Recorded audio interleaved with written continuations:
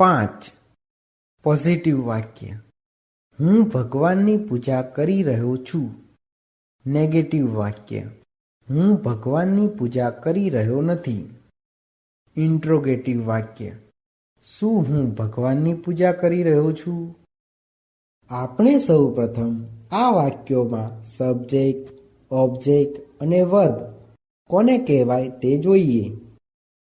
આ વાક્યમાં હું સબ્જેક્ટ છે, ભગવાન ઓબ્જેક્ટ છે અને પૂજા કરવી વર્બ છે.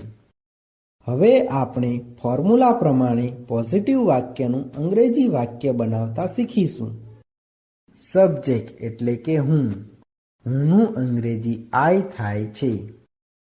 એમ અથવા ઇઝ અથવા આર. આ વાક્યમાં સબ્જેક્ટ તરીકે આઈ હોવાથી આઈની સાથે એમ આવે છે. વર્બ એટલે કે પૂજા કરવી. પૂજા કરવીનું અંગ્રેજી વર્શિપ થાય છે. પરંતુ કન્ટિન્યુઅસ પ્રેઝન્ટ ટેન્સના એક્ટિવ વોઇસના વાક્યોમાં ક્રિયાપદના મૂળ રૂપને આઈએનજી પ્રત્યે લાગતો હોવાથી વર્શિપનું વર્શિપિંગ થાય છે. ઓબ્જેક્ટ એટલે કે ભગવાન. ભગવાનનું અંગ્રેજી ગોડ થાય છે. પરંતુ ગોડ આગળ આર્ટિકલ ધ લાગતો હોવાથી તેને ધ ગોડ એમ લખાય છે. આ વાક્યમાં અધર વર્ડ્સ નથી. આમ આ વાક્યનું અંગ્રેજી આઈ એમ વર્શિપિંગ ધ ગોડ એવું થાય છે. તેવી જ રીતે નેગેટિવ વાક્યનું અંગ્રેજી વાક્ય બનાવતા શીખીએ. સબ્જેક્ટ એટલે કે હુંનું અંગ્રેજી આઈ થાય છે. એમ અથવા ઇઝ અથવા આર. આ વાક્યમાં સબ્જેક્ટ તરીકે આઈ હોવાથી આઈની સાથે એમ આવે છે. નોટનું નોટ. વર્બ એટલે કે પૂજા કરવી. પૂજા કરવીનું અંગ્રેજી વર્શિપ થાય છે. પરંતુ કન્ટિન્યુઅસ પ્રેઝન્ટ ટેન્સના એક્ટિવ વોઇસના વાક્યોમાં ક્રિયાપદના મૂળ રૂપને આઈએનજી પ્રત્યે લાગતો હોવાથી વર્શિપનું વર્શિપિંગ થાય છે. ઓબ્જેક્ટ એટલે કે ભગવાન. ભગવાનનું અંગ્રેજી ગોડ થાય છે. પરંતુ ગોડ આગળ આર્ટિકલ ધ લાગતો હોવાથી તેને ધ ગોડ એમ લખાય છે. આ વાક્યમાં અધર વર્ડ્સ નથી.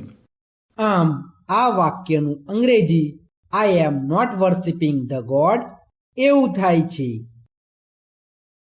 તેવી જ રીતે ઇન્ટ્રોગેટિવ વાક્યનું અંગ્રેજી વાક્ય બનાવતા શીખીએ.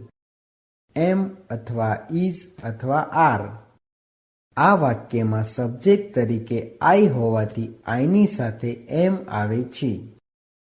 સબ્જેક્ટ એટલે કે હુંનું અંગ્રેજી આઈ થાય છે. વર્બ એટલે કે પૂજા કરવી. પૂજા કરવીનું અંગ્રેજી વર્શિપ થાય છે. પરંતુ કન્ટિન્યુઅસ પ્રેઝન્ટ ટેન્સના એક્ટિવ વોઇસના વાક્યોમાં ક્રિયાપદના મૂળ રૂપને આઈએનજી પ્રત્યે લાગતો હોવાથી વર્શિપનું વર્શિપિંગ થાય છે. ઓબ્જેક્ટ એટલે કે ભગવાન. ભગવાનનું અંગ્રેજી ગોડ થાય છે. પરંતુ ગોડ આગળ આર્ટિકલ ધ લાગતો હોવાથી તેને ધ ગોડ એમ લખાય છે. આ વાક્યમાં અધર વર્ડ્સ નથી. આ ઇન્ટ્રોગેટિવ વાક્ય હોવાથી વાક્યની પાછળ ક્વેશ્ચન માર્ક આવે છે. આમ આ વાક્યનું અંગ્રેજી એમ આઈ વર્શિપિંગ ધ ગોડ એવું થાય છે.